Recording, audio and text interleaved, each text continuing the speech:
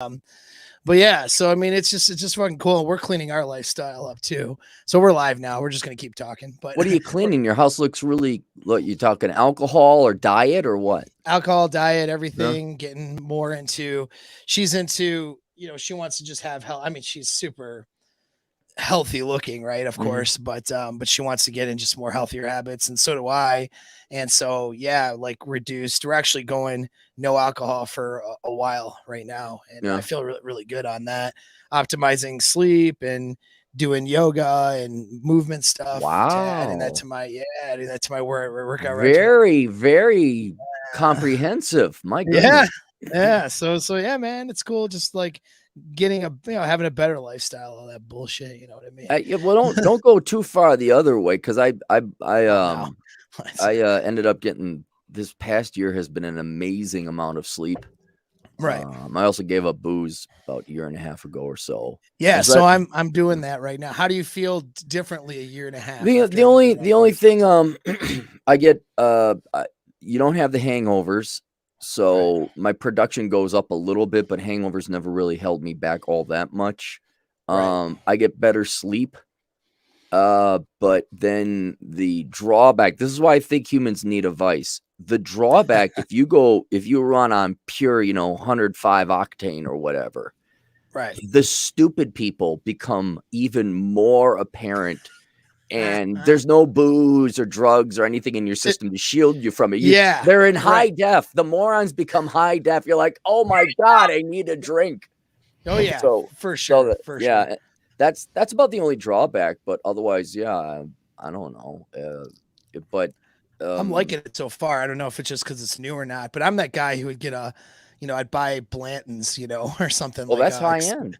right. I do all the high end shit and not get wasted on it, but just like I'd have, that cocktail. And I Yeah, may go back to it eventually, but I'm enjoying not doing it now. yeah, You know? give it a shot. But Yeah. yeah, I do miss the days of I'll just grab a bottle of Rumplemints, get a new video, Yeah. Rumplements. and just, oh yeah, man. You guys know how I got into Rumplemints? Oh man, yes, I had my Rumplemints years.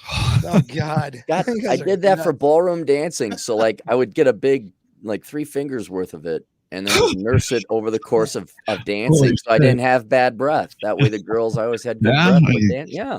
Okay, does- that's a game expert. That's a good game Well, move there. Oh man, I can give you all kinds of drinking advice. I'm sure. You know, it was great. It was all tax deductible too, because I was teaching dance classes at the time. So anytime I went Nice. out dancing, I'd deductible. write up my Rumplements. Oh yeah, yeah. Yeah, it's pretty sweet. Fitch says to let him in. Oh yeah. Oh hell yeah. My camera was hiding him from the screen. I got a screen up there, but my camera's like facing it. Anyway, Snap into Slim Jim. what's up? Oh yeah, we got the Macho Man Randy Savage in the house. Nice. God. I'm gonna have to do the Undertaker pretty soon. Nice.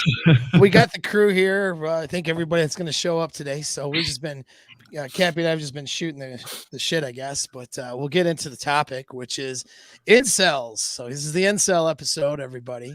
Oh boy. Oh boy. Because you guys will have to refresh me on who the guy is, but there's which one? Right. The recent one, that in the space is talking about violence and stuff like that. So I thought this would just open up a good discussion because more and more guys are not having access to sex and mating in women. And as that happens, more kind of, we could say, toxic or maladaptive ideologies can develop from there. And with that, then you'll have the grifters that will jump on and capitalize on all these guys and continue to fuel their anxiety in order to support their own egos, channels, and of course, products. And if there's money involved, stuff like that. Right. So that's kind of what we have. But then we have on the other side too, guys who, guys have that victim mentality more or less. And really all or nothing thinking. Usually they'll jump onto a black pill ideology where they, believe that it's already deterministic, like their looks are a certain way because of genetics, and then they can never get a girl now. Yep. And they jump on that kind of thing. Geomaxing. Right. Well, they feel geomaxing would at least be a solution. Sometimes some of these guys don't even want to look at solutions to these problems, and they tend to follow certain psychological profiles. A small segment of that, though, can become violent, and we've seen that in the the mass shootings and the different things. Most will not, though. That's what I think people don't understand. Most are just they'll talk about it, or they'll say things that sound bad online, but they're never going to actually cross that into that. But then some people with certain psychological profiles may or will or have. And then you have the other side of it, which is more the gynocentric or feminist driven ideologies that want to lump everybody that talks about, how to communicate with women better and calls it game or PUA or any of that stuff. They want to lump everybody into a dangerous category. So anything that involves men empowering themselves and having power in the sexual marketplace now all of a sudden gets lumped into a dangerous category. When you read, I looked up like last night, some of the documents that, some of the security documents that have been written out, like where the new terrorist threat is incels and stuff like that. And they lump manosphere, using the words manosphere, using the words red pill, using the words black pill, using the words MGTOW, using the words, of course, incel and all that. And, they lump all of that, and PUA, using the words PUA, lumping them all in a category of being dangerous and potential threats. So it's like this other extreme where now, if you want to empower yourself as a man, you're a threat and could potentially be dangerous to women or to society or whatever. So that's my opener. So what do you guys think? What was there a recent incel incident? We're talking about it on Twitter. Who's that? There was a recent study that came out that showed that something like only a third of men are having sex in the last year, or less than something, some outrageous number. And of course, it was studies. Would you like me to pull up for you, sir? I have everything on tap. Where's the smart person in the room? Rollo, do you have stuff? I'll bring it up for you. Thanks. What I'm saying is, I'll pull it up. There wasn't another Elliot Rodgers incident in the news recently. Oh, there was. Yes. Oh. Well, potential anyways. They want to build it out to be. You got to remember that we're in this is the year of the woman, and this is the midterm election, so there's got to be a narrative behind everything. So you're seeing more attention paid to all the girls tearing off their hijabs in Iran right now and showing their boobies. Suddenly that's making national headlines, which, by the way, people came at me for that. I'm like, look, I'm not saying it's right or it's wrong. I'm just saying we're suddenly starting to pay attention to this right now because it's been going on for a very long time. So we got that to look at. Then you've got the fact that we just did student debt forgiveness, which of course 2/3 of that is owned by women. So there's that. Strong independent. And of course there is kicking back Roe v. Wade states, which, by the way, I believe, if I am not mistaken, I believe that they will in some way find a way to reel that back in right after November 9th. And, just basically this is like, oh, we got to fight for our ladies. This election is about you. That's the whole message. And Biden has been reading it, right off the teleprompter. Everyone is on board with this right now. So that's why you're seeing, oh, incels are terrorists. Oh, manosphere are terrorists. There's gotta be a boogeyman. Youth. That's because it plays. That's why I said this before. It's like they're looking for a convenient villain. They want Dr. Evil, gotcha. That's what they're all searching. They're all searching for Hitler. Everybody's got to find their Hitler. They're all there. And cancel. Cancel. Well, my channel is canceled anyway. Thanks, guys. We'll see you later. Now, Rule Zero next week will be. Oh. I'm shadow banned anyway. We can say whatever we want here. But I will say though, it's amazing to me that people who are really bought into political ideologies, I would say on either side of the aisle, but you really do see it more on the left than the right, is like, it's so easy to manipulate them. Like, can you not see that it's just a straight manipulation for votes? All they have to do is say some key words. Do you know what I mean? Like disenfranchised group and shit. toxic masculinity or whatever. Yeah, Well, like just say whatever is their feed keyword. fear, sell security, and that those are based on emotions, and women are the easiest demographic to sell fear and security to. And they buy the most shit. So. Period. yeah, and they buy the most shit. Yeah. So well, then I'll go. Go ahead, Paul. Well, I was going to say, get right into, I wanted to get into just some of the traits of what an actual incel is, if you guys want to do that, because real quick, before we do that, and for the benefit of the audience, I mean, unless people are paying attention to the news, is it this Ohio guy with the manifesto? Yes. Okay, that's the latest incarnation. So he made threats on the internet to kill a bunch of sorority girls, was it? Yeah, he made some sort of okay. Now this is me paraphrasing, going from memory here. I could probably go dig up the thing. Everybody and their mother sent this to me, and they're like, "Oh, when are you gonna talk about this? React to me!" And like, I've done those shows about a jillion times, a million times actually. So, anyways, the long and the short of it, Aaron, is that this guy was like arrested and copped to planning or plotting to kill up to 3,000 women. That was in his manifesto or whatever. Weird number to pick, but okay. Well, I mean, that pretty much characterizes probably about, well, I don't know, 2% of the incel sphere, whatever you want to call it. They're all plotting. Everyone's plotting. They're all plotting, right? So, do they alternate phallic magnesium? I don't know, but that's all that matters, right? That's why it makes headlines in an election year. Right. Probably plenty more than picked. So another reason to take everybody's guns away. There's all these sexless incels out there, and they're dangerous. Mm-hmm. Right. Well, what they don't realize is that the percentage of people that would turn to violence and actually do like a mass shooting or any of these things is a percentage of people that, would make up psychopathy in the normal population, right? So it's only a couple percentage points. Not that that's good, but it's the same. Like, in other words, if you don't have it in you to fight or to kill, like you have to train it. There are training people to do it, and most incels are not getting. They're categorically not the types who are going to put in a lot of effort and training.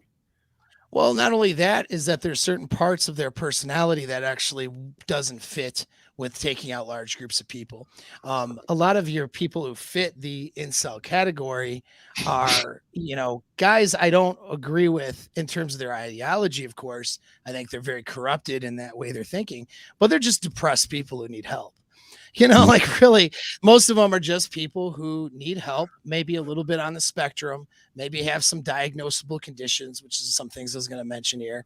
And, they just need to get some help, some mental, problem is though mental health doesn't address masculine issues very well.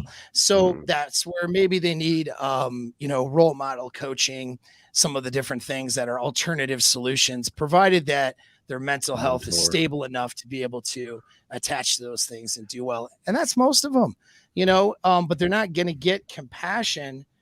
Not that they're like, when they're talking really, we'll say, not like fake misogynistic, like, we get blamed for that, but like really misogynistic, like very anti-women and they start getting into violence. Not that they're inciting compassion from others, right, with that kind of stuff, but a lot of them though, it's like it really they're not going to get that compassion because they're men. Hey, Paul, Paul, let me go ahead. Go ahead, Aaron. I can something to add after you. But the irony is how they lump us all in. They use some obscure mentally ill incel to paint everyone. Let me explain to everyone listening right now, and including people that disagree with us. You may find the Manosphere Red Pill detestful. We're the only ones that would stop that. Because if you go into the professional psychological industry, which is hate men, masculinity is toxic, that's just going to reinforce it. Where are these people going to go? And at least at the red pill, to use the general term, or the manosphere, we always talk about red pill rage, how you need to get over that, focus on yourself and production. We at least introduce the real world to these people. Say, here it is. Here is an option. And here is how you productively and practically change your life, change behaviors and decisions. Because if that guy had tuned into, say, Rich Cooper one of us, read any one of these books out there, that guy would say, oh, this is what's going on. Whereas that guy just average frustrated chump, right? Right, Rollo? In Rational. He's just an AFC, but no one told him. And we're the only ones, all of us here in the Red, everyone, telling these men this reality that is not the lies that they're from, starting from birth to wherever till they're dead. Oh yeah, you're just being yourself. We're the only ones telling them that truth. So you could go ahead. This is where I'm very fascinated watching the normies and the mainstream try to troubleshoot this type of stuff. Like, oh yeah, let's see what you recommend. Yeah. Oh, arrest them and tell them that it's toxic mass. Yeah, it's like, okay, fine, go ahead and do it. But the irony is that the red pill is exactly that, what would prevent this. And the mainstream media, in order to push a narrative, is not going to acknowledge any of that. Yeah.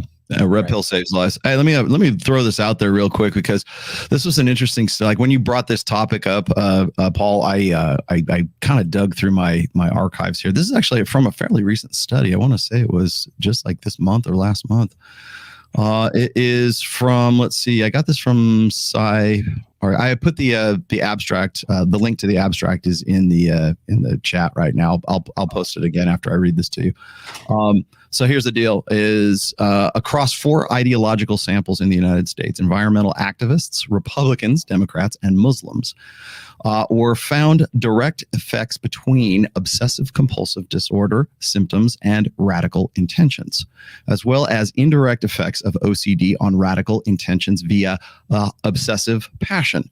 Even after controlling for potential clinical confounds, adverse childhood experiences, anxiety, depression, substance abuse, these effects remained robust, implying that OCD plays a significant role in the formation of violent ideological intentions and opening up new avenues for treatment and prevention of violent extremism. More specifically, our results suggest that OCD is a consistent predictor and potential antecedent of obsessive passion and may exert an indirect influence on violent activism through obsessive passion. Ideologies with greater ritualistic prescriptions may interact more strongly with OCD tendencies. So the reason I brought that up is because I have had this conversation before. Probably, well, this is probably the 3rd iteration of this, but I have heard this so many times. Don't you think that the red pill is radicalizing these guys?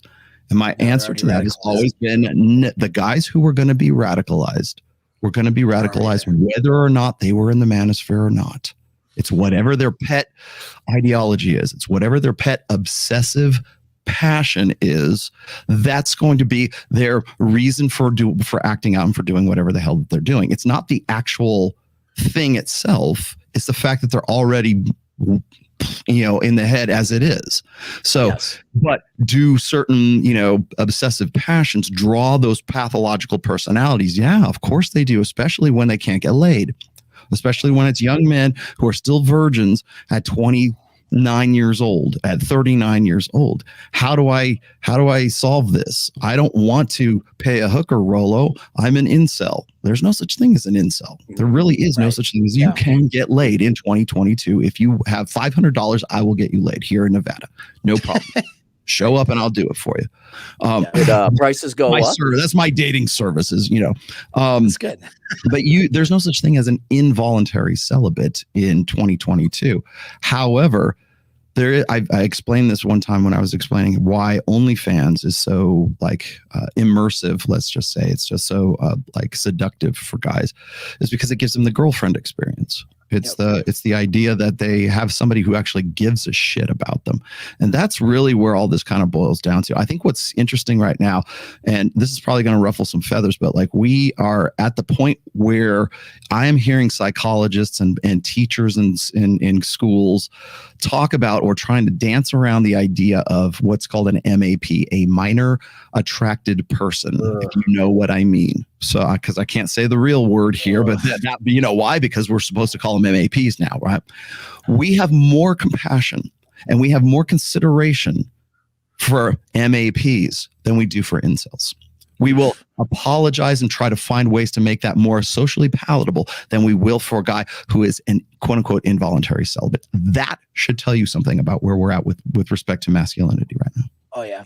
Well, it's just because it just goes to show though, that as men, we're supposed to be in charge and leading and the mateable people that create better offspring. And so when you give signals that you're not that, women and society and Sexual they're going to revulsion. reject, yeah, they're going to reject that, right? That's an instinct. We're falling to our instincts. Social conditioning is only allowed when it taps into certain instincts in certain people. Like otherwise, it wouldn't work. People would just reject it. So, yeah, It's easy to reject a useless male. Yes. right. Absolutely. They're disposable. You're right. Absolutely. They're invisible, first of all. And then second of all, you're not allowed to complain as a man. Yeah. Ever. Amongst other men and amongst women, for sure. You're never allowed to in any way even draw attention or even like outline the conditions that you happen to be in at that time. That's why I laugh at these people, right in these people's faces when they're like, well, men don't go out and seek mental help when they need it. They're, like as if they're like women and that's what they're supposed to do in the first place. It's like, no, it's not because they're like, trained to be toxic masculine. No, don't let Junior cry. That's not why. First of all, we're not predisposed to it. And then second of all, nobody gives two shits about it. Right. We're not allowed to complain. We're not allowed to even imply that we are complaining. Yeah, because mental health system won't help men with the diagnoses and with the traits. I won't say diagnosis per se, because it's going to be different for different people, but the traits that lead to being basically, we'll say, unattractive to women and socially awkward. The psychological community is not designed to help those men. It's just it's set up. Always poor baby, baby. Suck it up, take it on the chin. Oh, men have it so bad. That's what you'll hear. No, yep, exactly. And interesting you mentioned from a lot of people from the that report showing that men are having much less sex. That's the GSS studies, by the way, from 2018. I'll take those. Saying, who cares? Who cares? Yeah, who cares? Not getting sex now. When they because you're not owed sex. They oppressed us all these years. Well, this was the sale on, we'll say sale, but on religious monogamy and stuff like that, was that they would be better for society and that there would be more of a distribution of mates among men. But women don't innately want that. They want the best that they can get, right? That's hypergamy. So innately, when they read that more men are having sex, when they want equality, right? When it comes to them, but if we said, okay, we're going to pair off, the government's going to step in and deal with the oppressed people out there, and we're going to pair off one dude with every woman based on a the church was the government, and that's basically what the church did for 20,000 years. Was like, no, we're going to make sure everybody's paired off, so that everybody reproduces, so that we have a bunch of people to farm, with a bunch of people to fight in wars. For women, that doesn't sit well as an idea for women now, nor should it. But that's the point, though. When they read, "Oh, more men are not mating," they're not sad about it. You know what I mean? Good. By and large, they're like, good. Because there are a lot of creepy weirdos. Good. That's not to say. I get it though. There's a lot of creepy weirdos out there that, quite frankly, should probably get their crap together before they start mating with people. Just the way it is, man. But it's. I want to back up to the OCD element, and really, what we're talking about is psychotic, more or less behavior, or psychopathy, right? Not. It's like high levels of delusion is what will separate people who are not violent from people who are violent. When they become obsessive, and they're also delusional in their obsessiveness. So, paranoid schizophrenics, people with high levels, with diagnoses that point them towards more psychopathic or, delusional type behaviors, where they obsess, pathological, obsession and stuff like that. That's a small percentage again, but those are the ones who are going to, be more of a risk or a danger. It's not, but it's interesting though, that the kind of the general world will say, well, we need to stop all men, anyone with any one of these categories, anyone trying to help themselves do better with women, we need to stop them, from doing that. Some of these security documents would shock you guys. I'll throw one in the chat maybe in a little bit. It's Yeah. insane. Yeah, I put that, Paul. I put the GSS study stuff on there that Fitch was referring to right there. If you want to throw that up, just real briefly. Just I put this up there because too many people I think are still like, I see even trad cons coming back to this now, and I'm like we have been talking like in the red pill community as a manosphere. We've been talking about this since 2018. I remember talking about this with Pat Campbell because this is from the General Social Survey from 2018. Okay. This is not like 2022. This is 2018. I don't know what it is for 2022 because I haven't done a GSS study, and I think they only do them every 10 years or so. So anyways, this lack of sex is driven mainly by the young. Percentage reporting no sex in the past year, and of course you can see this is the age cohorts right here. By the way, the other interesting thing is if you look at 50 to 59, that's up as well. There are other demographics than believe it or not, there are other demographics than the 18 to 29-year-old demographic. Young men driving the decline in sex share of men and women between ages 18 and 30 reporting no sex. They just have to wait until they're 60 and they'll be back in the game. Right. Yeah. Go to the village. Keep being nice guys. Just keep being a friend. Just keep carrying things forward. Keep putting up the shelves and closets and shit in their house. Just keep doing that, guys. There you and go. When you're 60, finally, you're gonna after she's nursing home game. All right. This is the one. This is the one everyone. This is the one everyone references right here. And you got to remember that they've been doing this really since, they've tracked this since 1989. That was when the report was, but it's they do it every 10 years. So 1988, 1998, 2008, and 2018. So you can see what the difference is right there. And then you've got, let's see. Okay. So young male virginity. This isn't just like, oh, we didn't have sex last year. This is virgins. Share of men under the age of 30 who report 0 female sex partners since they turned 18. Look at that spike from 2008 to 2018. What happened in that 10-year period? Like see, what gets me is like there's this interesting thing. Like we have to sort of make correlates here. This is just one data point. If you have to set this against other data points, and here's some other data points. This is, by the way, this is still from the same studies here. Most older single women are not looking to date. They're probably looking for something more. Percentage of single adults in each group saying they are blank for a committed relationship and or casual dates. Okay. So you can have a look at this, looking, not looking. So if you look at that, now here's the important part, ages 18 to 29, which is the only one anyone cares about, right? 37% not looking, 63% are looking, okay? So if you look at the differences, the cohorts in men there, you can see that as well. And then there's other parts of this as well, but I won't bore you. Anyways, that's the study. That's the GSS study that even like guys like freaking, Matt Walsh and the rest of these guys are coming back to finally now catching up with the red pill, 2018. So that's what Fitch was referencing. Right? Can we then? I want to quick intermission here to drop my new course called Thugs Maxing.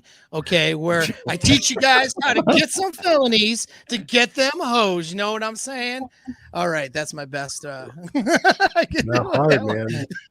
So Dark Knight says, Uncle Rollo, there's a concept called Thugs Maxing, becoming a criminal to become more attractive because they see stats of felons having 3 times the kids. Well, so someone who would do that. That's the next rom-com. I'm gonna write and direct. The guy's gonna pretend to be gangster and he's gonna have like fake baby mamas. So his sexual market value is gonna be increased because everybody thinks he's a drug dealer. He's got 10 kids. That's true. Really, he's just a dorky white kid from the suburbs. It's kind of like the Vanilla Ice thing in this from the 90s, right? Like some guy from a good neighborhood's gonna pretend like he's a thug now to get to get clout, But it's interesting because people with more or less, we could say, on the spectrum type of way of processing things would look at data that women hook up with criminals and think that would be the way they have sexual access. Like that's how some of these people think, and it's insane. Well, here, okay, and rightly so. I'll back them up on this because it's like I'm going to use this here. I'm going to quote Rob Henderson. I forget which study this is from. It's in modern society, the most violent gang members often have the highest status compared to to their non-involved peers, young male gang members between 14 and 18 years old were 5.7 times more likely to have had sex and 3.2 times more likely to have gotten a girl pregnant. Yeah. May I point out something for the panel to digest? Because I tend to lodge or reside in more of the black pill part of this. But do you understand regular average Joe American young man looking at these data and statistics and taking a black pill, seeing the empirical evidence of a black pill? And I don't believe, black or red, or it's a versus or anything like that. But I am thoroughly convinced that once the government has replaced men and technology has allowed that women don't need men, you can work your own jobs. And then as an insurance policy, you have a welfare state. You are seeing all those data, all that chart, you are seeing women's real and effective interest in men. And what we're witnessing in how do men respond to it? First, they've been lied to. They got to discover this first. But then once they find it out, I'm shocked there's not more crazy guys threatening to blow up buildings or stuff like that. Well, yeah, you know why? Because they have sedation. They have right. Is a sedation. Right. Porn, that's right.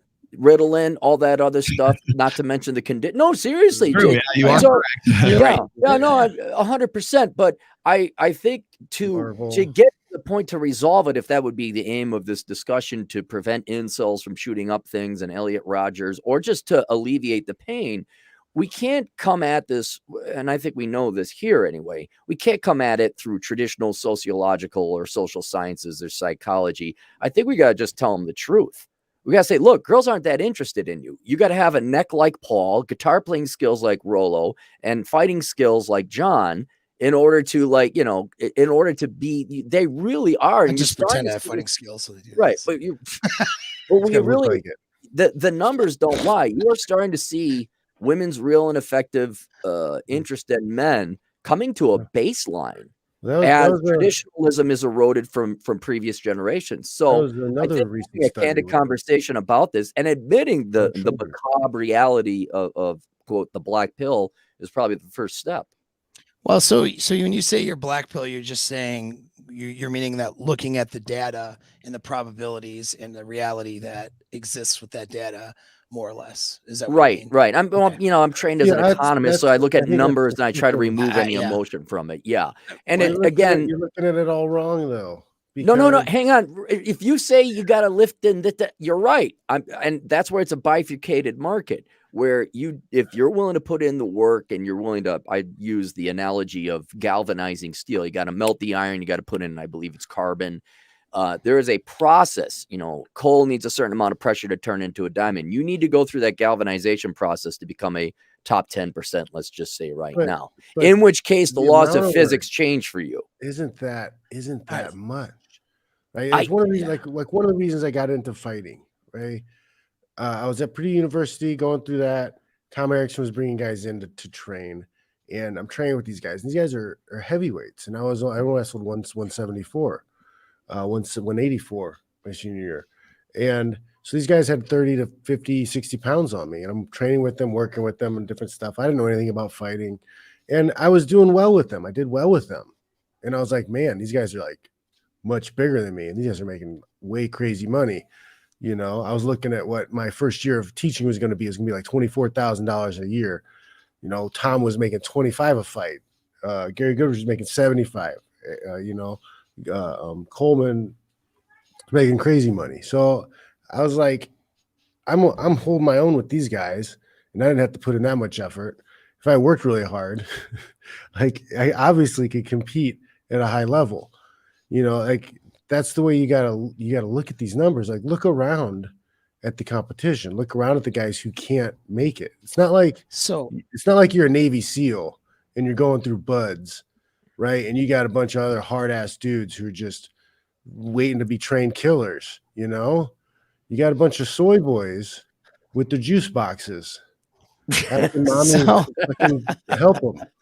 So let me, I want to jump in on that because I like the way of thinking like an economist when we look at data, because reality is reality. And we want to have what's called a neutral mindset, where guys like, one grift is to get excessively on the positive grift where it's just this positive thinking without being rooted in any sort of reality. And that sets people up for failure too, you know, because then their expectations are completely misplaced. I have guys who've come to me wanting coaching on how to run harems with multiple wives, and they have nothing in their life together that could indicate they could even date a woman, right? And so this is where you get into real extreme thinking. But I will say, though, that other things you want to look at when looking at these data points is that as human beings, we're social animals that are driven by emotions. Both men and women are. It's just we're driven a little differently by those emotions. And so we're meant for things like social connectivity. And when I look at statistics, and you guys who are not doing well out there, I want you to think about this for a minute. When you look at the statistics, you want to look at how can I bust through these numbers and not be a statistic. That's a successful way of thinking, the difference of thinking like a successful person. Entrepreneurship, for example, most businesses fail. So why start a business? If I just look at the data, I could rationalize that based on data points. I probably shouldn't try it because I won't, be successful. But the reality is there's behaviors and things that people do who are successful that most people don't do. And if I can latch on to those behaviors and replicate that and find my own way with that, I can take this risk, be successful despite the statistics. I've seen guys who are under 5'4" get really good looking women, and I've helped them do that. I've had guys with disabilities. I've done some speech work with guys, even though I'm not a speech therapist, with guys with like some impediments to speech to help them talk to girls. They end up with a hot girlfriend. Have had more than one person in wheelchairs with physical disabilities able to get girlfriends and girls. And so although there's the statistics out there, people are individuals. I can predict when I look at 1 million people, a likelihood of trends and behavior much more easily than I can predict what's this one person going to decide to do next. You see what I mean? And so if you guys just work on your skills and replicate the behaviors of people who do well, let's say with women and in their relationships, compared to how you're doing, it doesn't even need to be your dream, okay, of a harem and living on an island or some shit, just better than you're doing right now. What are those people doing? Start replicating those behaviors, learning how to do it. You can have some moderate success and be pretty damn happy. You know what I'm saying? Despite the stats. I don't know. What do you guys think? But the first step, and John's right. I mean, it's not that hard to break into the top 20. A separate argument would be, I think that women's tastes are accelerating to now you got to be a top 10, but that's the domain of fresh and fit. But to begin, we need to assess reality empirically and look at the data, say, look, girls are just not that interested in guys. They're really not. And you can argue whether that's feminism or this generation or whatever, but the data that Rollo was showing, which is now approaching 5 years in age, shows a mathematical, empirical lack of interest in men. And admittedly, I understand, ladies, the men are not exactly stellar right now. But let us be very clear, in order for any transaction to happen, whether it's a business transaction or a friendship, you need to bring to the table what the other person wants. And you are going to have to meet that top 20, top 15, top 10% requirements in order to get women to willingly transact or interact with you. And then it's implementing those good habits and behaviors and reverse engineering what successful men have done. But I think the very first thing we got to help prevent the incels is stop lying to them and saying, oh, just be good and your girl's around the corner if you just go to church. That is, I think, where the psychopathy and the frustration come in. Well, yeah, sure. Lying to people. Let me put something in here, guys, real quick, because Zach Moore just put this out here, and I think this is interesting because this touches upon something. Actually, this is the topic for to my show tomorrow. Zach says, serious question: if men are getting worse on average, then what's causing women's standards to raise so much? I just talked about this yesterday with with Jason Hartman. We did a show. He hit me up. He said, "Hey, we should do a show on the sexual marketplace and economy." Like it's sort of like a crossover. So I'm like, yeah. So I tried to make. Don't invite me to that one. Yeah. Well, I probably should have. And I had so many people asking me, "Where's Cappy and all this?" I probably should have. But anyways, I talked about on pretty much exactly that. Is what is it? I mean, you'll hear this on Fresh and Fit on my show and on every other show. Is like average women do not want to get with average men. They believe it's worse than that though. They believe that they are entitled to an above average guy. Average women believe they are entitled to an above average guy. How do we get to that? Well, yeah, they believe that, but they also will sleep with the guy who sleeps on people's couches. Oh, I know that. I understand that. But the mentality, the perception, though, John, it's not that the reality. I 100% agree with you. In fact, Royce's been talking about this for forever. Women's standards crumble in the real world. Yeah. When they're online. What they say is not what they do. Well, it's choice paradox is what it is. So that is like, I was also just reading an article today about how Tinder has just turned 10 years old as of like September, I think. And they were talking to mostly women, of course, because that's all they ever want to talk about. And like they're talking to longtime Tinder users who've been on the platform for like 7 or 8 years of those 10, and they still have not found the one. They still have not found the match. They still have not found the perfect guy for them, even though that they are caught in the churn that is basically the marketing effect of, well, online dating. It could be Hinge, it could be Bumble, it could be Tinder, whatever else it is. And so they're not at the point of Tinder, the point of Hinge, the point of Bumble is not so you'll find your perfect, soulmate match. It's so you'll stay in the churn. Because they don't want their clientele to leave if you think of it, it's just basic math, right? Right. They want to keep you honest. So how does that, getting back to Zach's question, how does that affect women's like perspective on what it is that they feel that they deserve? Like what am I deserving of perception wise? I'm not saying what they actually like in real life is a whole lot different, John, but like what's the perception that they have when they're saying, I need a man who's 6 foot tall. Like that's a filter on most of these platforms. And it's set to 6 foot tall for like, I want to say it's like 65 or 70% of women's profiles would prefer a guy who is 6 feet or above. Absolutely. And you know what? I mean, they have no idea how tall you are. Do you know how often I've gotten girls who would only want a guy who is 6 feet tall? Right. Okay. So you know what I mean? In the real world, guys as short as let's see, Kevin Savo still get laid, okay? Because they compensate for it in other ways because he's ripped and jacked as fuck, right? So there's in the real world there are end arounds and there are workarounds for those deficits. Guys have been doing this since we were crawling around as alligators on freaking Africa. So, when we evolved out of the sea, right? Guys have been doing this for forever.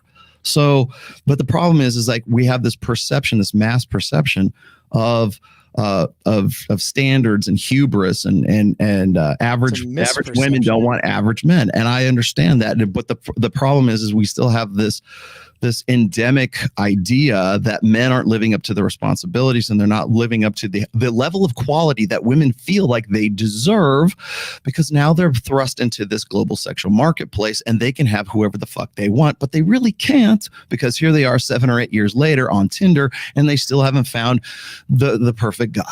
Well, sure, because the marketplace lies to them, and so that keeps them consuming, right? I mean, that's what it is. So I was going to say, you get this weird like snowball effect where the women get worse and the men are less likely, the top guys are less likely to commit to those women because they're worse. And then the bottom guys get worse too, because the bottom guys get completely ignored. Bottom guys. Why would I want to improve myself? Because the level of the quality of women that even when I improve myself and I'm acceptable enough in this new state, the women that I would get with aren't worth the juice is not worth the squeeze. Okay. The squeeze happens to be getting in shape and male self-improvement, becoming the best version of myself. If I do that, even if I get to the apex, the women that I would want to get with are still worthless. Yeah. There are great girls out there. So you can even be in a situation where you found a great girl, But there's a lot of it's just easy sex. It's just easy sex all over the place. Well, it's a flaw in logic that gets stimulated by the internet, right?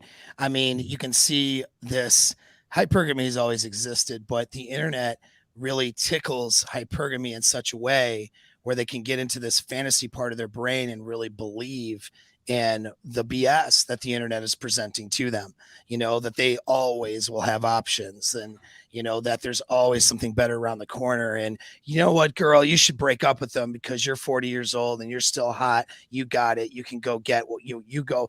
Inspirational meme, right? And there's no the female ego in the West, particularly, as well as the male ego in a different way, is just out of control. It's like a internet fueled narcissism that's actually been researched and talked about, and papers have been written about it. It's an internet fueled narcissism where it's all about me and entitlement. And I think I should have all of this stuff. And I'm not, looking at how I am perceived by other people in the marketplace and whether or not I can have the things that I tell myself and that the internet tells me. And so women have this misperception, but so do guys, though, because guys, we tend to look at things in parts and mechanically, whereas women look at people and look things a little bit socially and emotionally, right? So by looking at things in parts, we start breaking up the parts of what women would say that they want and go, oh, I'm not 6 feet tall, so I can't get a girl. It's only one part. What we don't recognize as men is that that's not how women perceive men when they're attracted to a man. They perceive him as a package. They perceive him as a bunch of different traits, fulfilling a bunch of different needs, and she's making the best pragmatic decision for whether she goes with that guy. But that pragmatic decision is more of a long-term choice. Short-term, it's just an emotional decision to sleep with them or to go on the date or to talk with them on the DMs or whatever. And so guys lose the fact and sight of the fact that women are emotional in their thinking and they're looking at the entire package. So They a don't guy, care. They don't care. They don't care. Simple as that. They simply don't care. There's like guys don't care.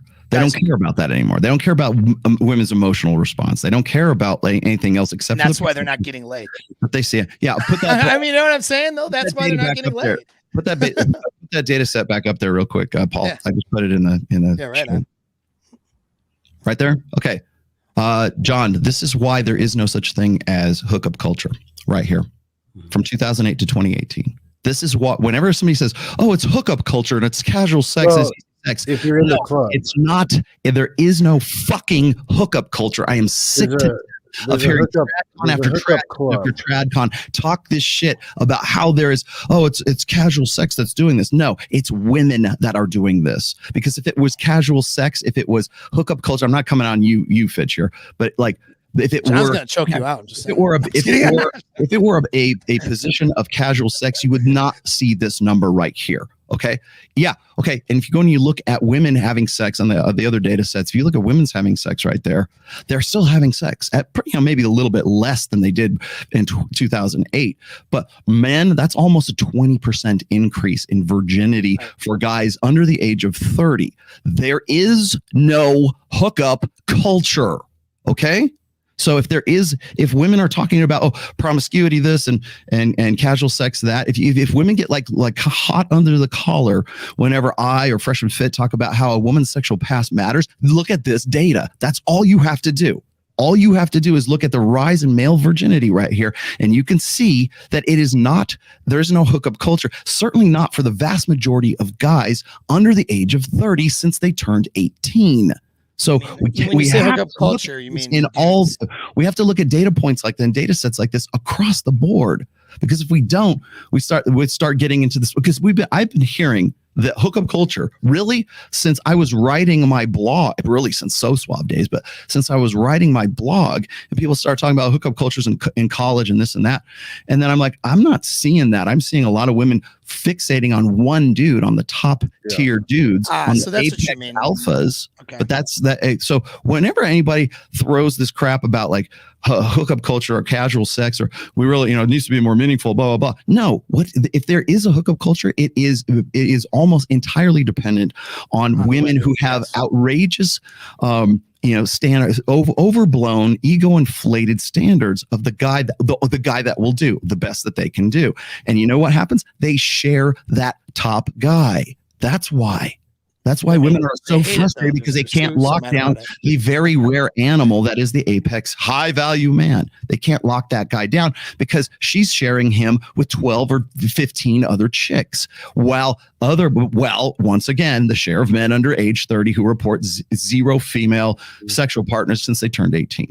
So let me make a very important. Can I ask a question real quick? Casual for sex. definitions. Let me ask a real quick question. So when you say hookup culture, when you say there's no hookup culture, you mean there's not a bunch of dudes and women just hooking up casually, right? You're saying that it's women hooking up casually. If there is a hookup culture, it is women sharing. It's what is Pook said. Women choosing higher. Women would rather share a high value alpha than be saddled with a faithful loser, and that data set proves his point.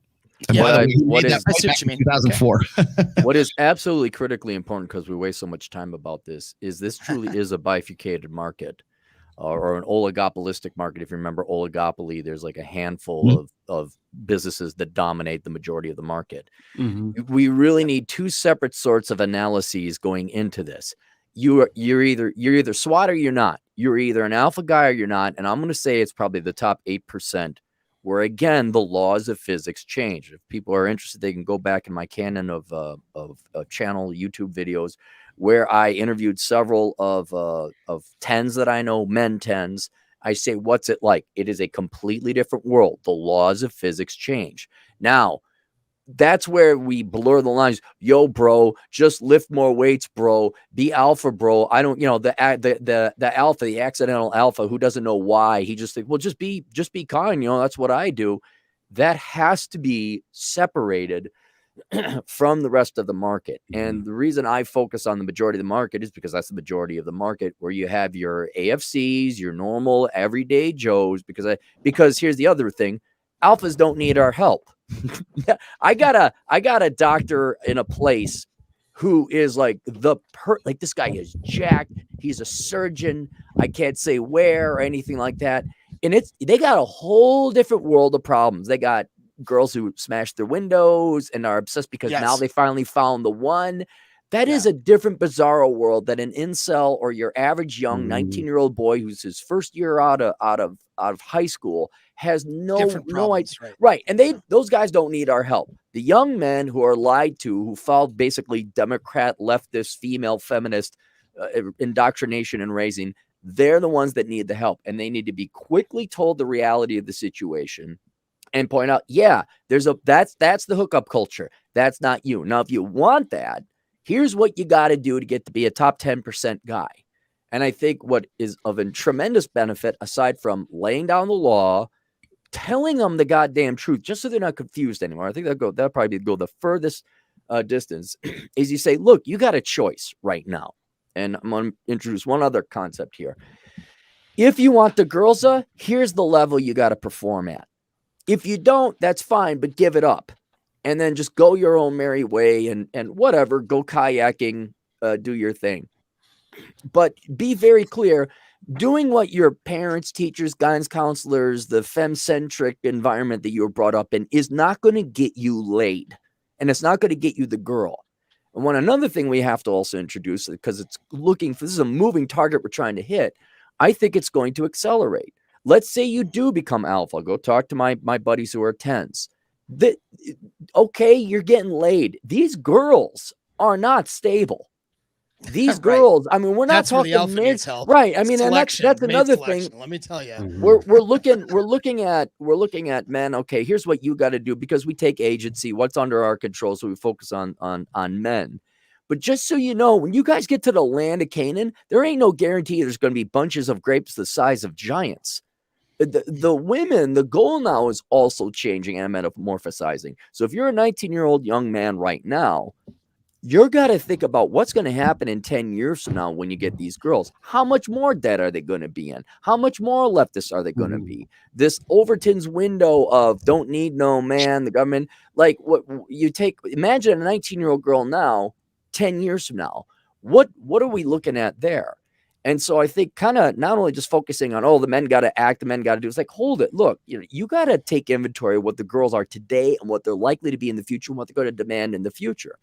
And introducing those two concepts or realities, I think would definitely, just having sanity and knowing what the real world is going to do a tremendous amount of good, alleviating these men of their confusion and frustration. And then you're not going to have people shooting. I mean, you always will, because as you pointed out, Paul, there's a certain percentage of just outright crazy people, regardless of what lens it's through. But that is how you tamp down this incel problem, is you got to tell these people the truth. But that's not the main MSM. It's going to be up to us to tell these guys the truth. I'll tell you what's funny. Let me hold on, Ryan, just real quick. Because I'm going to hit on this tomorrow when I like tear down Hafiz and all this bullshit about like. Are you talking about the pool table kid again? No, the pool table kid. No. No, I was just going to say is I am more concerned with guys like who have very strong old school blue pill convictions becoming, violent, than I am with guys who are getting into this material and understanding things, at least from a pragmatic perspective, not a cynical perspective, not an overly optimistic perspective, but from a pragmatic perspective. So when I see someone's, I'm just going to use his name, I'm going to say Hafiz. When I see guys like Hafiz out there talking about trying to make a case for marriage, trying to sort of like replug themselves back into the matrix and find some kind of catharsis for their decisions to get married. And again, I speaking as a man who has been married for 26 years here, I am more concerned with guys who cannot resolve the conflict between the data and the empirical, observable, objective understanding of the data set I just presented. I'm not saying it's right or it's wrong. I'm saying these are what the fucking numbers are. It's not, oh, this is in the Bible, this is not in the Bible. No, these are the numbers. What do you have to say about that? Well, the problem is when you're deeply convicted with whatever your belief sets are and whatever your ego investments are in those things, when you see stuff like that and it counters that, it puts those guys, I think, are more susceptible to nihilism and despondency than the average incel. Go ahead, Ryan. Sorry. Well, I was just thinking, this is a rhetorical question, but who are we talking to? Like, really, who are we talking to? I hate covert contracts. I find as far as red pill guys go, it's the first thing. Oh, hush you. But no, it's the covert contract. If I do something, then I'll get this result, and I'm not going to talk about it. And it's the idea that if we give guys enough information, that they'll make better choices. And we obviously know that's not true. This stuff's been around for forever. Has talking to anybody ever convinced them of anything? Just go on to any political social media site and find that out. Bring all the stats and statistics you want. I disagree with you, Aaron, in that you can tell these kids anything. But to answer that question, who is it we're talking to? I'd argue you can lump guys into about 3 different categories. The first group is guys who are getting sex, who are functional and happy, and they don't need us and they don't want us and they don't care to come here. Great. Awesome. The second group is people that can't have sex, and it didn't matter. You could hand them pussy on a pedestal and they'll fuck it up. They are just meant to be fodder. They existed so we can ramble on about that stat, how 1 out of every 20 men reproduced back in caveman days, the drone bees. Now, there's a group of guys that opportunity didn't come. They were an ugly duckling growing up. They were a slow learner. Their dad beat them, and so they didn't get the lessons early. That would have been in that first category, but are now in that second category. And I would argue that it's a waste of time to talk to anybody else but them. If you talk to the first guys, they're just going to call you creepy because why would you have to explain this? It's just sex. Just walk up and say hi. Right. They don't give a shit. Yeah. The second group, I mean, I only have to mention one Orlando, Florida red hat wearing motherfucker to bring up that you can give him all the information you want and he's still going to fuck up his life. Yeah. Who shall not be named. Well, yeah. So I mean, here's the point. I watch Allie, Real Femme Sapien.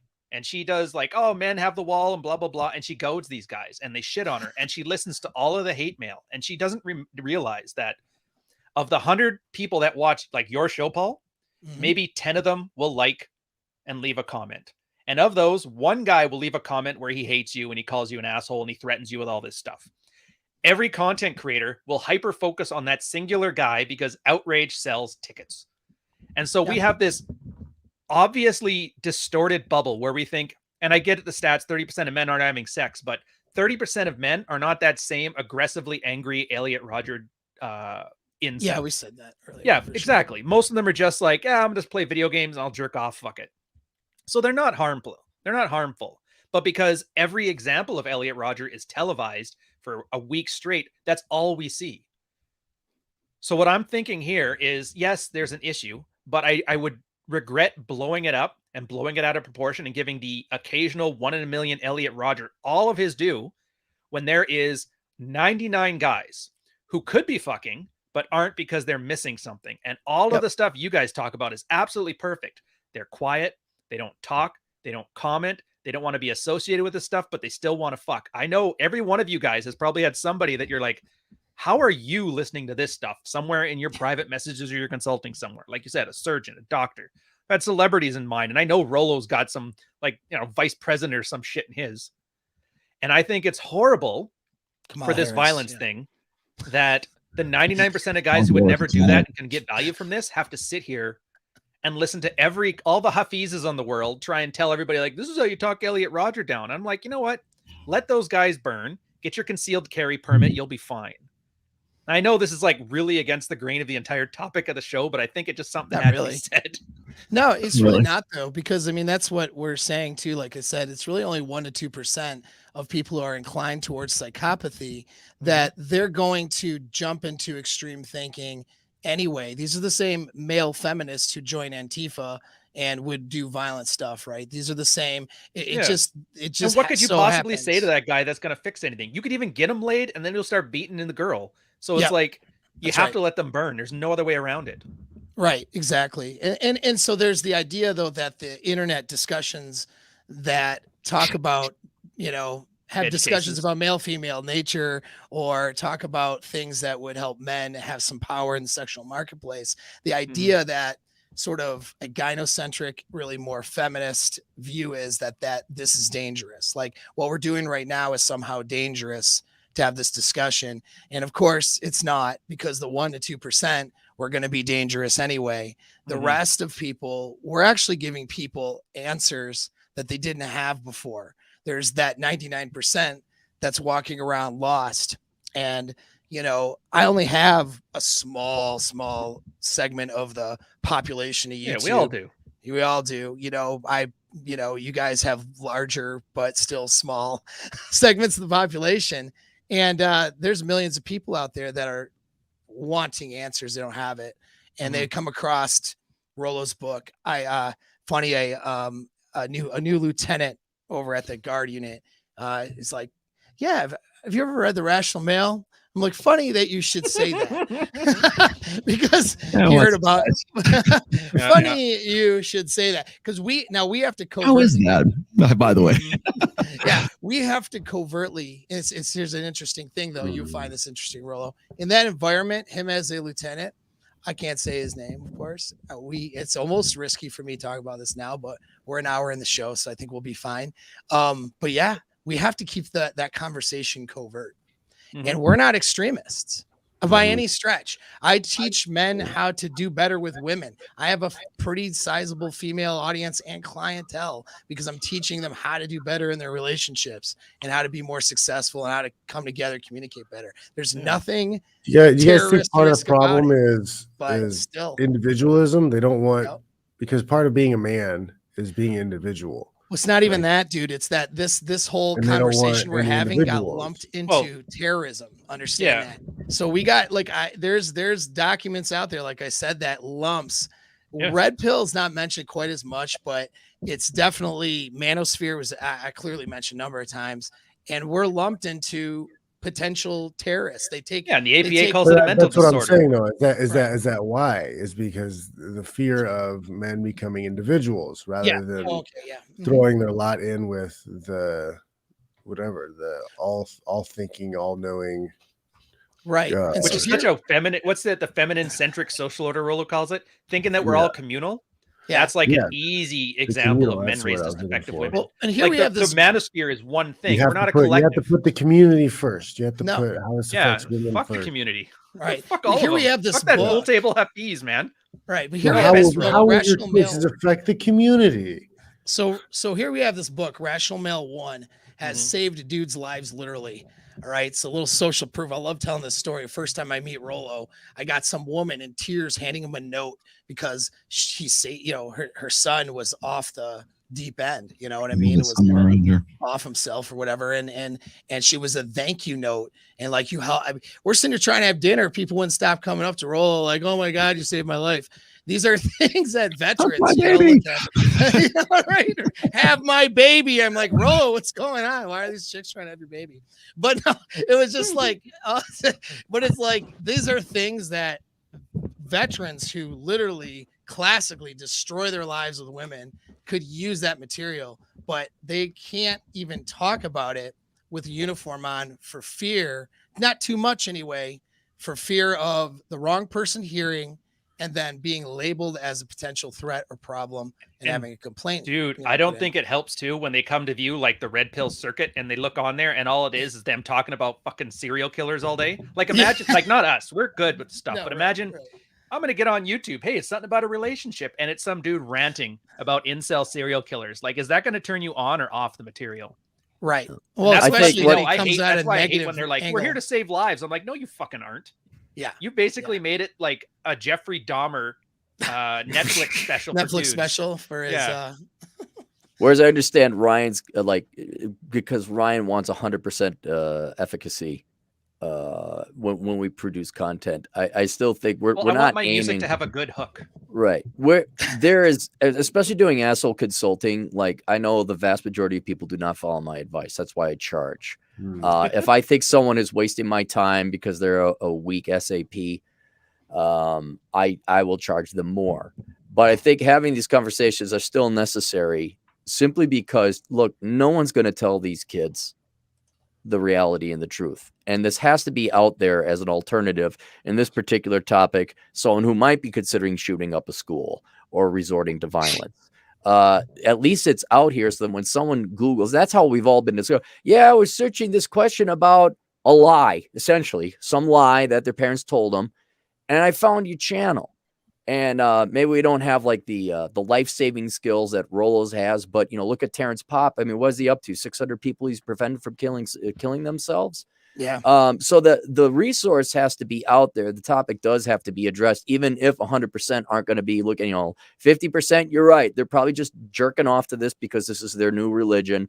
And instead of going to the gym and improving themselves, there's that. There's 40% who are probably just like, yeah, this corroborates what I'm doing, but I'm going to go do my own thing. But then there's that 10%, probably younger men, who are truly freaking lost and have no idea. And just having this conversation right here is available to them. It's searchable and it will do good. And I'm not if it just saves one life, because usually that's a woman saying, if it just saves one life, it's worth taking $10 million of your tax money so I can feel good about myself. But this doesn't cost us anything to have this conversation except our time. So I think it's well worth the time to have this conversation. Agreed. Let me get to some supers real quick or I will forget. Okay. Weaponry Fitness. I don't know. I like the name. If you are in shape and well-spoken, you shouldn't have issues with women. Many tall or short guys are unattractive because they suck at articulating words. You can't learn height, but you can learn game. I don't know. I've seen some guys who stumble over their words that walk into pussy, man. Yeah, be surprised. Yeah, breaking our shin bones and going through that surgery to get that extra inch, man. I tell you what, it's never been easier to talk to girls. I don't know, because they're just starving for a guy with enough confidence to walk up to him. Well, did you put that chart in there? I missed it. The one where it's like 1 out of 7 girls have no friends. It was like, 1 out of every 5 guys and 1 out of every 7 girls has no friends. And you're right, it is easy to approach because there's literally nobody else that out of sheer boredom.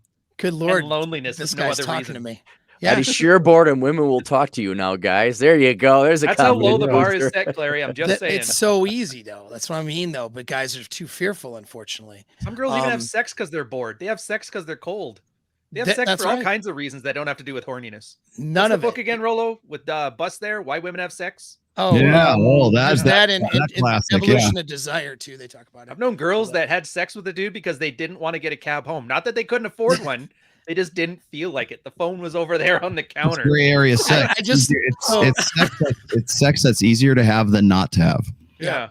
I bet girls have been like, he made me really uncomfortable and I wasn't sure what to do. So I just had sex with him so that I could, appease him so I could leave. It's like, wait, what? Just like bonobos, man. Is that really why you had sex with the guy? Consensually? This is consensual? But yeah, it's just insane. Don't care. Got laid. That's why I laughed. Those guys who were like, this needs to be meaningful sex. I'm like, really? Really? Are you sure about that? Yeah, even though your wife did it, so you'd stop rambling about fucking saving the West.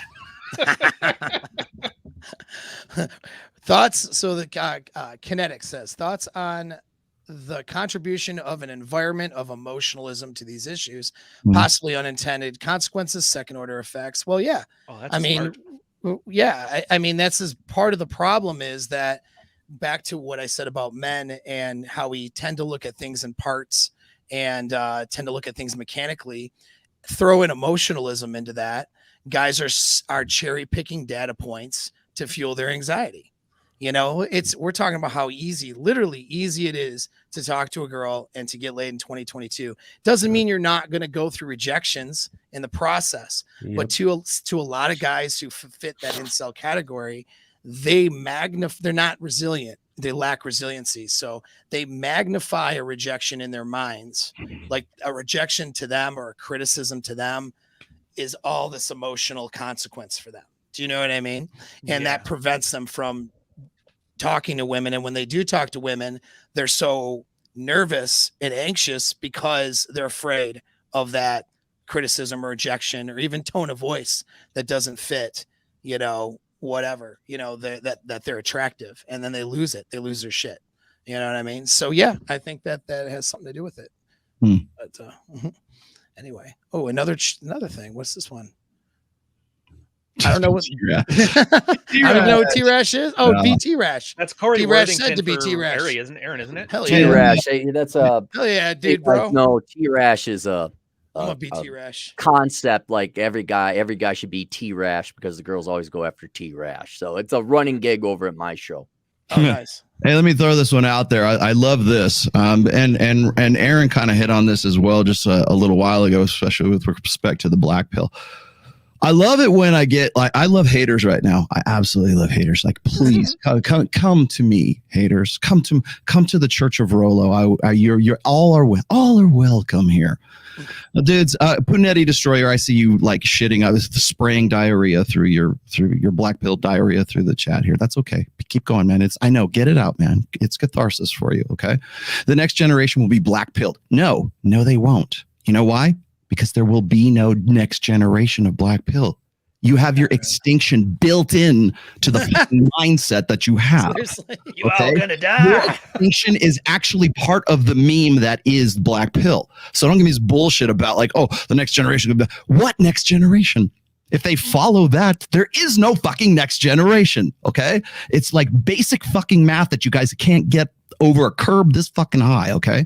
The stuff that we talk about in the red pill. And by the way, which I have been talking about using the term red pill since 2004. Would you like me to show you the post I made on So Suave back on December 29th, 2004? I can show it to you. It precedes all your bullshit black pill doomer, a Spurg towel, whatever, Spurg towel. Okay. Black pill is a prescription. Okay, MGTOW is a prescription. TradCon is a prescription. PUA is a prescription. The red pill is not a prescription. It is a praxeology. Get it through your fat head before you start making stupid ass comments like that when you're going to get owned. There is no. He can't even dress himself. What do you expect him to say? You're participating in your own extinction, and you're talking about your next generation. Get the fuck out of here. Yeah. All right. I got pumped up. Sorry. Any chance to shit on that dude wearing the pool table? I'll take it, man. I don't know why. He just irritates me to another level. It's like, does your mom dress you? Your extinction is built into your ideology. Yeah, I know, that's really funny. The next generation. What? That's when you first said that. I thought immediately, how? Who are they having sex with? I don't understand. Yeah. It's not even a good ideology. The first time they get laid, they ditch it. Like, how good is your ideology if a little bit of pussy is all it takes to have you completely do a 180? You guys remember Limitable Man? He was talking about all that doomer crap. Then he got a girlfriend, not even a real one online, and he was like, "Save the West, boys." Mhm. Oh God. And then she dumped him and sent all of her DMs to Tate, showing him being a weirdo. And now he's back on like, fuck them bitches. It's like, Oh, of course. Jesus. Mhm. it's like, Oh, I can't. man. How do you take this shit seriously? Here's that These guys are attention literally whore. just children blabbing at the mouth. Yeah.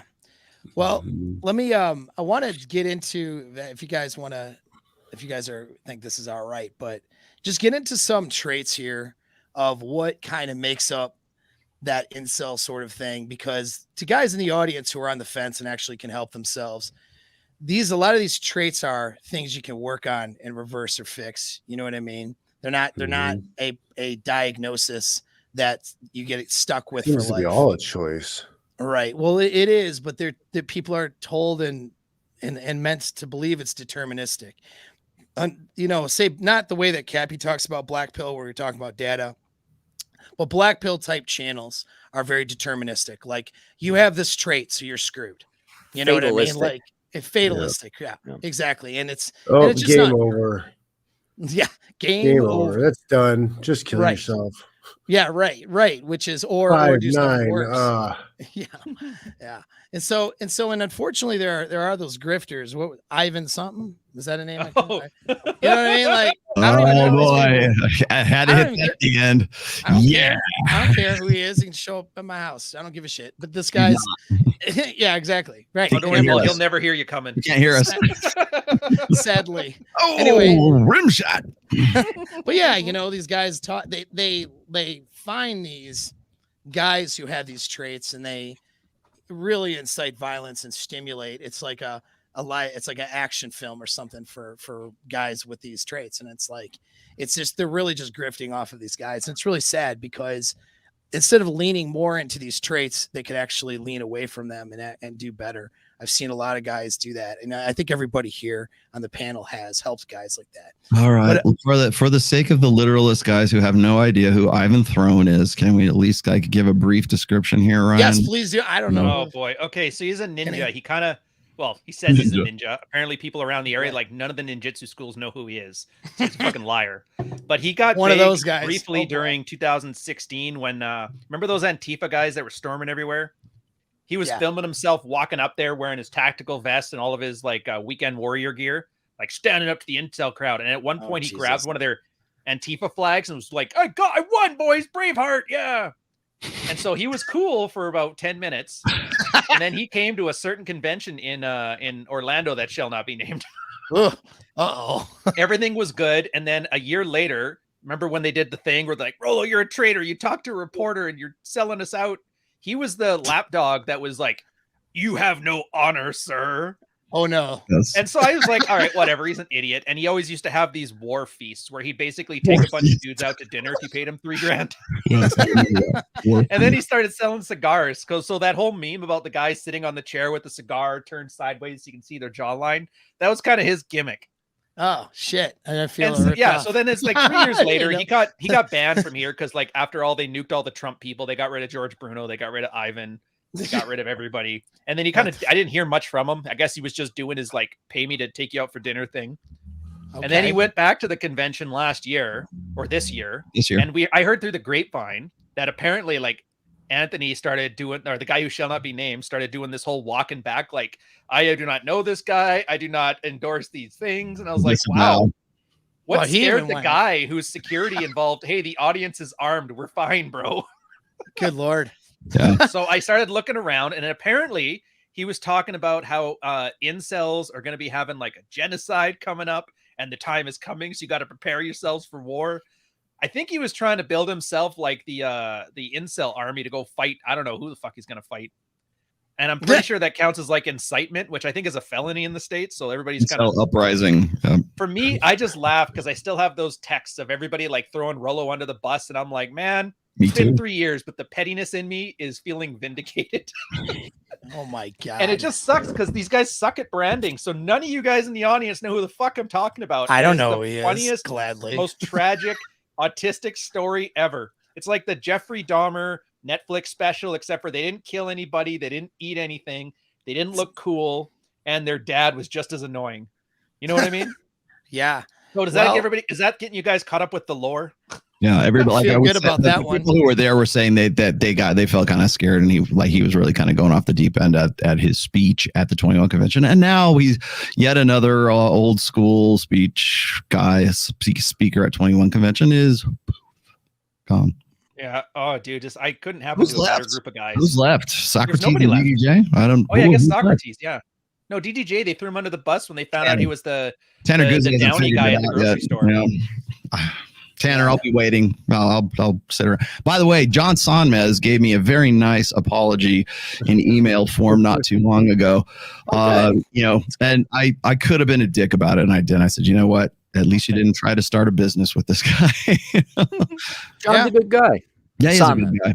At least, at least he has the insight to say, you know what, I fucked up and I want to make it right. Dude, that makes a lot huge difference. So remember, guys, when we're sitting here talking about how great all 5 of us are and how we're helping, like, we're not just saying this to fluff ourselves. Like, we have the alternative out there. We know what's up there, and we're like, yeah, no, this is better. We're not fluffing ourselves. We're warning you. Paul, if I can get back to your original question, because I think there was an important point to make there, is like, what is the universal trait that the so let's get into that real quick. Yeah, I'll try to rattle through it. And this is, I know I'm going to ask them to look into the mirror, and that's like me banging my head against the wall, but you're all lazy. Not you guys, I'm talking these incels. You're lazy and you don't want to work. This is where Rich Cooper's frustration is eternal, and I am completely sympathetic. You guys just want free pussy. You don't want to put any work into it. And down inside, you know exactly why you're not getting laid. You're perhaps frustrated and pissed off that you're doing what everyone is saying and that there should be pussy at the end of this yellow brick road, but there's none. The girls keep going out with the bad boys and the T-rashes and the alphas and all that. And so what I would ask unto you, with the remaining, by this time, 50, 55 years of life you have, you get to make a choice. How important are the girls to you? If they're that important, you must go. There's plenty of books now out there. There's the internet. It's not a Scooby-Doo mystery as to what it is that you have to do to become a top 10% man, but that's what you have to do. Otherwise, if that's too much work for you, fine, but then stop complaining about it. Stop going. And this is where, Paul, I think you're talking about how it becomes more of a religion. Yeah. Or where Ryan gets frustrated with the hypocrisy, where it's arg women, am I right? That kind of thing, or woman, am I right? that is a waste of time. Truthfully, you're no different than a leftist. Ooh, those people who worked hard and did something with their lives and got compensated. Oh, I hate them. They benefited unfairly. I'm going to lie here with my stupid degree and not get off my ass and give my stimmy checks and all that. You're going to have the same exact miserable life. I don't care which way you go. You know, if it's not worth the investment to you, because it is a life changer. You have to change your entire life and develop good habits. If that's too much work, fine, go, but please go away and don't go, stupid women. Am I right? I'm going to go show them. That's the pool where you got to worry about these shoot 'em up incels. Yeah. Or you go and make something of yourself, but you can also just go away. And I'll give you a perfect example. Go tune in to TFM, Turd Flinging Monkey, over on his various alternative channels. Here's a guy who you could say incel. He has sex with dolls. Okay, fine. It's obscure. He's weird. He ain't angry. He ain't shooting things up, and he's got his own life. All right. So there are other paths that don't resort in violence, but that is the unifying thing. Is there? Look at the Ohio picture of the guy. I looked him up. He's this fat soy boy piece of shit. All right, he go to the gym. He ain't got no job. He ain't got no career. That guy's got soft hands. When you shake his head, like, oh my God, it's silly putty. All right, stop being lazy. He couldn't carry a rifle. Stop being lazy. Then get the fuck out of here, is what I'd be saying. What else are you gonna do with your life? You know what I mean? That's what I don't get. You want to sit here and do nothing with your life? Like, what do you fill the time with? Out of sheer boredom alone, I can't picture somebody like, I'll just go to the gym. Anything but hatred.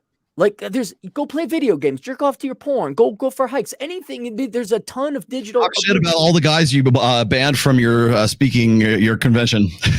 Right, there you go. Do that. So when I read through these traits, though, like, you'll see where, if this is where some of these things, these psychological difficulties, they need to face these. It's not that they're. I would say that there's a lot of guys that are just lazy, but they don't see that they're lazy. They don't necessarily see it that way because they waste it's time management, and they're wasting emotional energy and time on other things that don't involve making themselves better. Like everybody has 24 hours in a day, and what they're doing with that 24 hours is highly unproductive and highly exhausting a lot of times too. Like to sit here and go through Just Reddit forums hate and rage over people. yeah, to rage over this stuff is exhausting, and it takes away from they don't have the energy to go and do the things that they need to do for self-improvement. But so there's a very small percentage of guys who actually go out there and do violent things. yeah. Right. Mm-hmm. Yeah. Are there precursors? Are those guys who do those violent things? Are they writing big long sometimes, and then they don't even get caught because law enforcement doesn't do anything about it. Okay. Yeah. But no, I'm just because like to me it seems like most of these guys are just LARPing at home.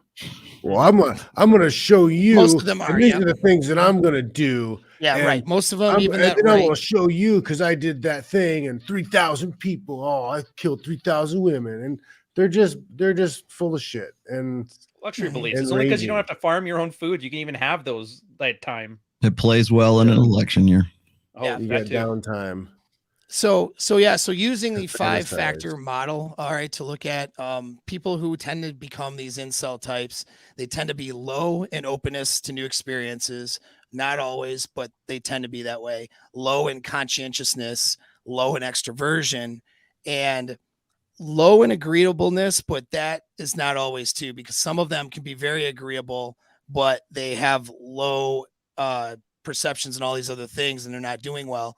They latch on to other people and the leaders of their, the incel leaders, we'll call it, the women ain't shit leaders. They latch on to them and sort of follow and agree with them, right? You're making them sound like a bipolar chick, latching on to the strongest identity in the room.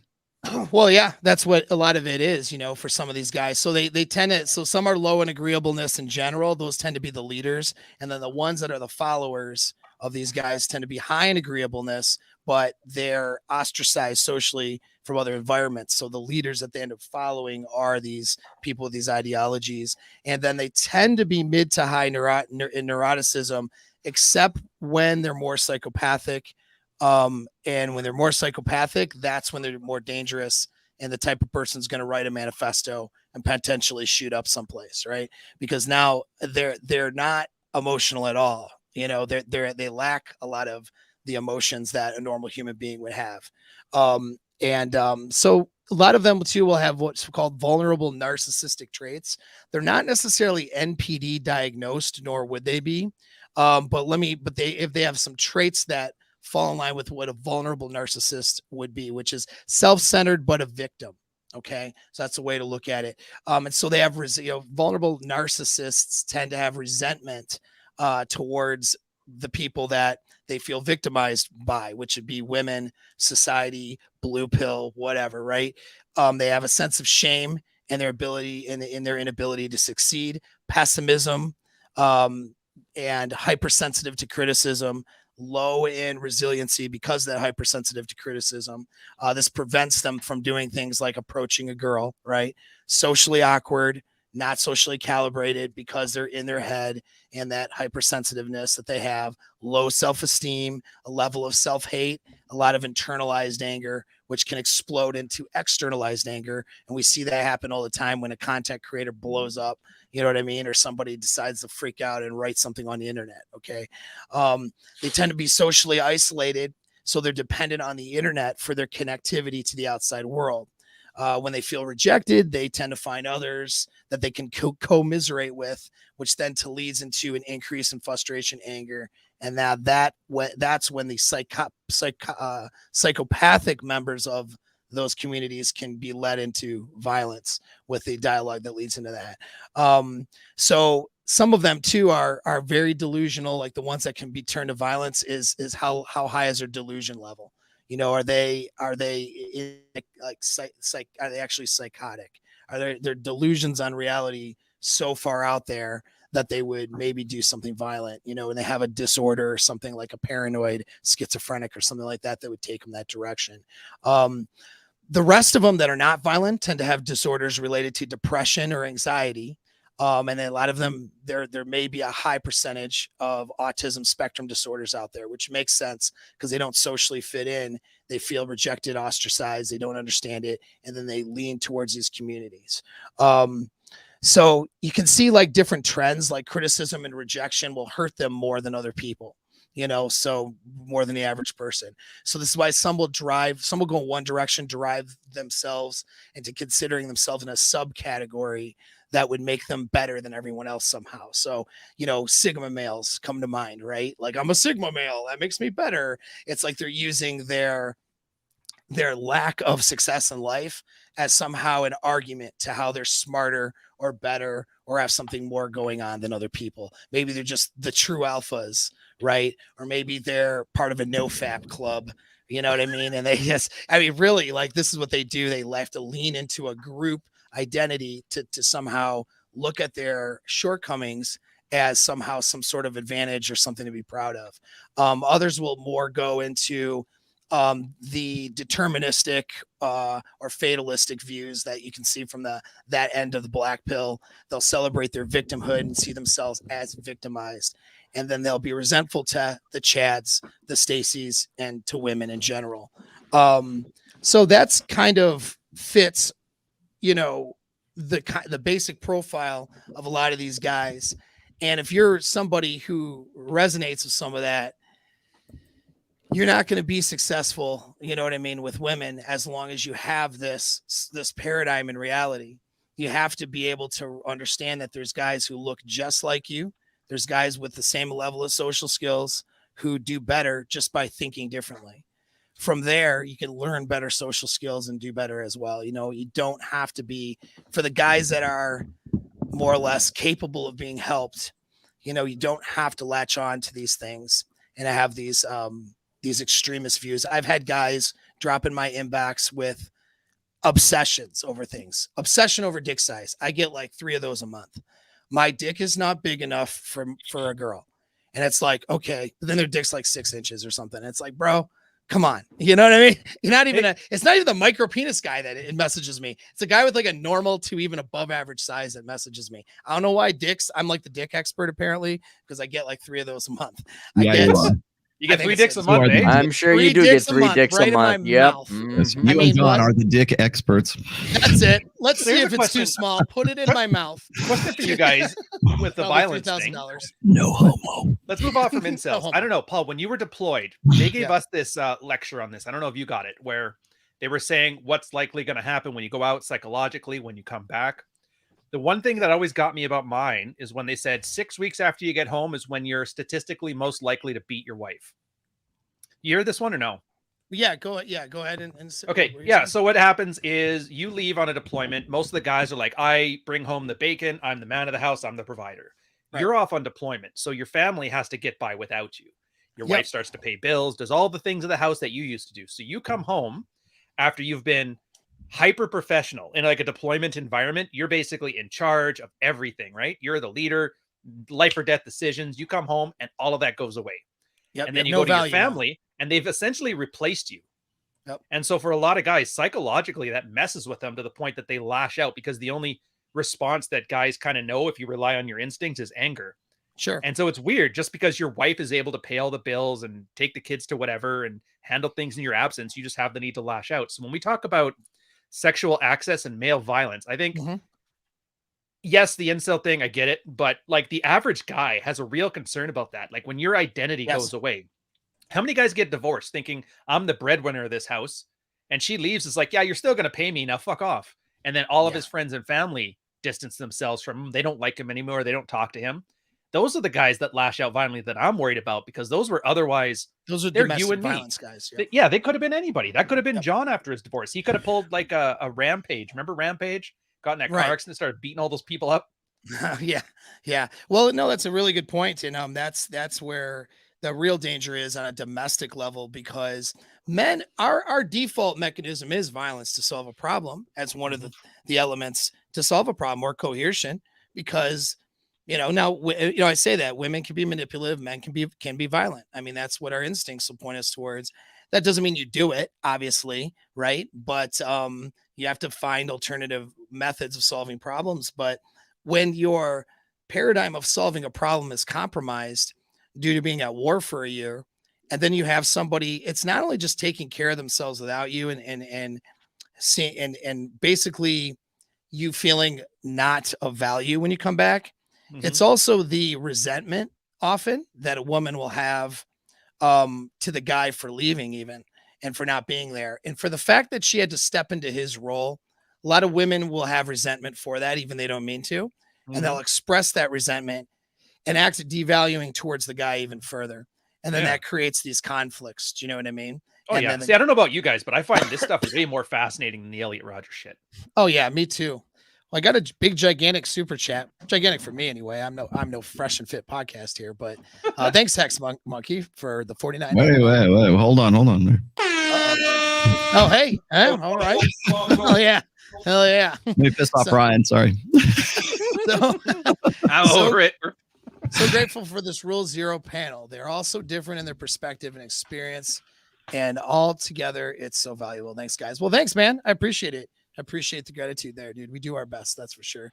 It costs $50 to piss off Ryan. Come on, bring him. That's right. Come on, here we go. Want to piss him off? It's Want to farm to Marco now. $50. Don't make it on $5 increments because I don't want to talk about the cuck article.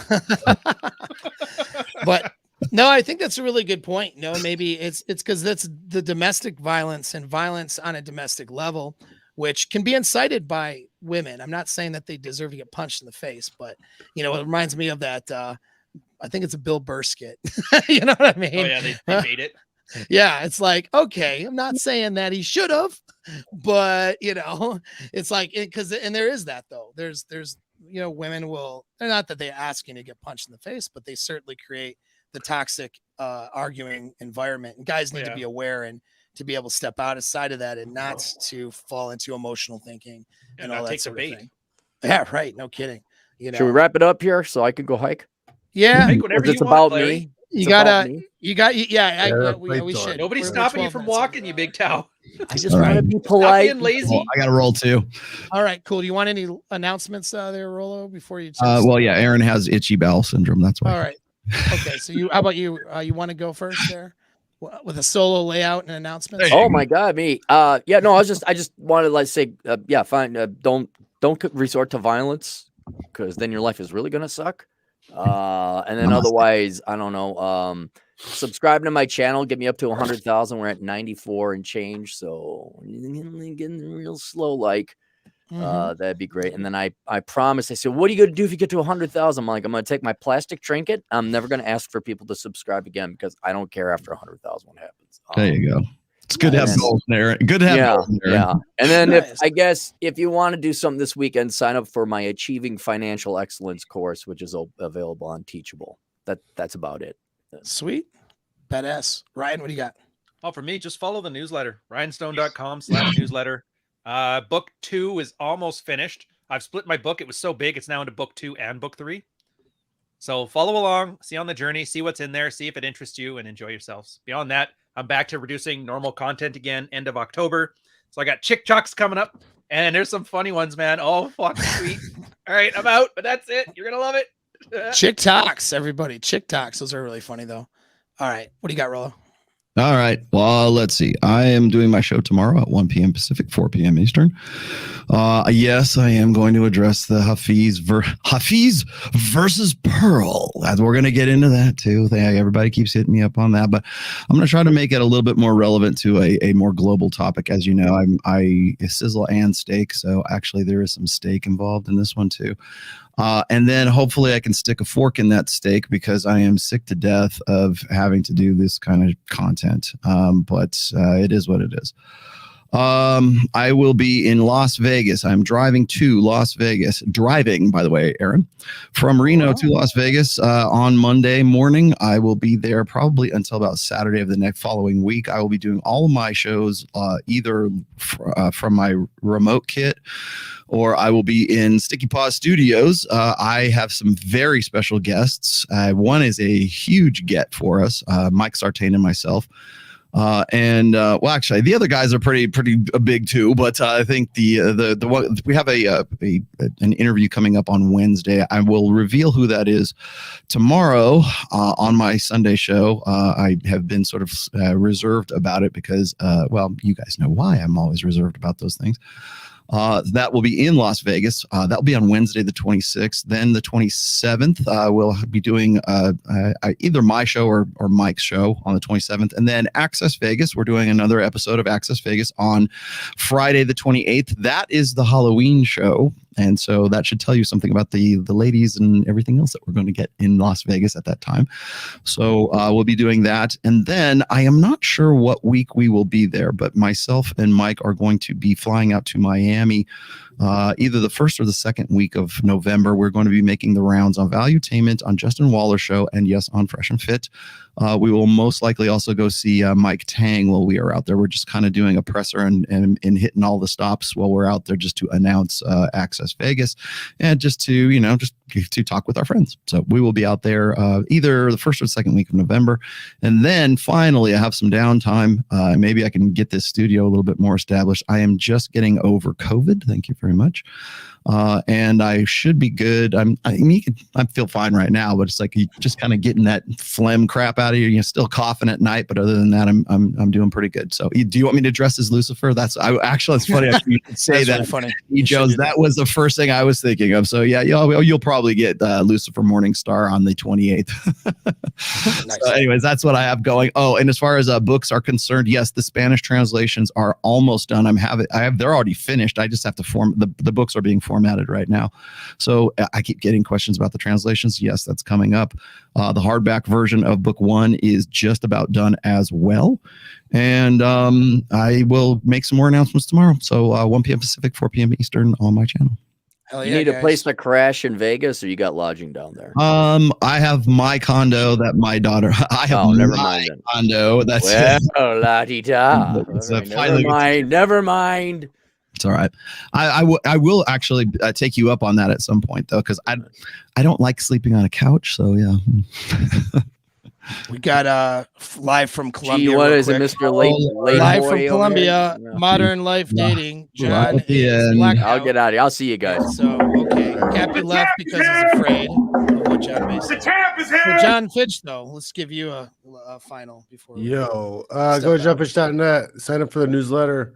I have a fitness package with all my fitness programs, meal plan, consultation, and access to my Telegram channel. Check it out. You're not going to get the girls if you're all flabby and soft. So I can help you look like a fighter, even if you don't know how to fight. Hell yeah. All right. There we go. And then is John going to do anything? I don't know, man. That's okay. Hey, buddy, can you hear me? I can. We can't see you though. Can't see you. That's okay. I went on quite the bender last night, so I'm in my bed.